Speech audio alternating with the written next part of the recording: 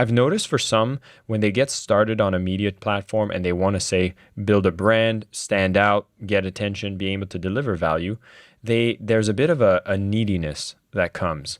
And what I mean by that is perhaps you're in a situation that might be less than desirable, and then you're thinking that your way out would be to start doing this game that, quite frankly, I have a feeling takes a long time to build and succeed. Sure. And when you get into it, you're looking for results that are quite quick. I'd love to just know your opinion on, like, would you suggest anybody to go down this path if they are in a more desperate situation financially, or do you feel like you need to have some sort of foundation in place to take on a challenge like this? Well, it depends on the type of content, right? Like I was able to do this because I was already doing well financially. And so the things that I talked about were things that were very natural to me. So I didn't need to make money from it. So that was one benefit that I had.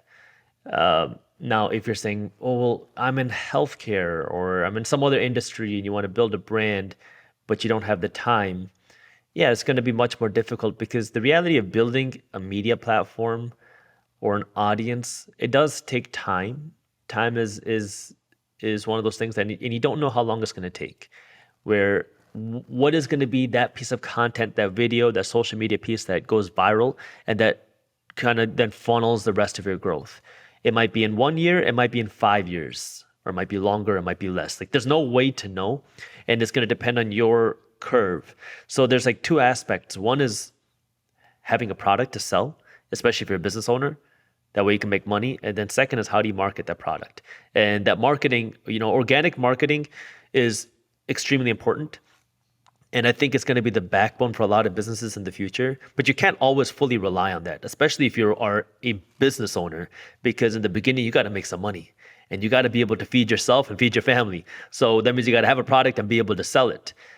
But that doesn't mean you should ignore the organic marketing because the future, the next decade, is going to be a lot of, like you said, attention, a lot of that sort of personal media connection where people are going to want to know who is the CEO, what is their background, what type of person are they, and having that sort of presence is going to help elevate your brand.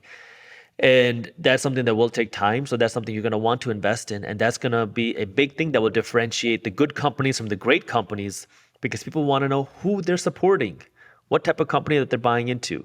And that is becoming bigger and bigger and bigger. But in the beginning, if you're trying to build a company, that shouldn't be the sole focus. Focus on selling the product and build your brand in addition to that. Amen to that. Yeah, I'm glad you brought this up because, Jaspreet, the other day I was on YouTube. Someone told me I could get millions of followers in 30 days. Are they lying to me? What's going on? I thought I was going to have instant success. It takes a lot of work, man. Like, it takes a lot of work. I think it took me a year and 3 months, somewhere between a year and 3 months and a year and 6 months before I got my first 100,000 subscribers on YouTube. But that's already pretty fast and great. Yeah, I mean, it is fast when you look at it in hindsight. Now, when you're going through it, imagine now putting out videos multiple times a week, week after week after week, month after month after month, for 12 to 15 months and getting 300 views on a video. And 100 of them are your own, where you just keep hitting the refresh button again and again and again and again and again to hit that first 100. So, you go through that phase, and then in real time, it feels like forever. And sometimes it'll be faster, sometimes it'll be, slower, and it's just impossible to decide. And the key with content, this is we're talking about content, is the actual content. Like there's so many people that talk about these hacks to hack YouTube with SEO and this and that and this and that.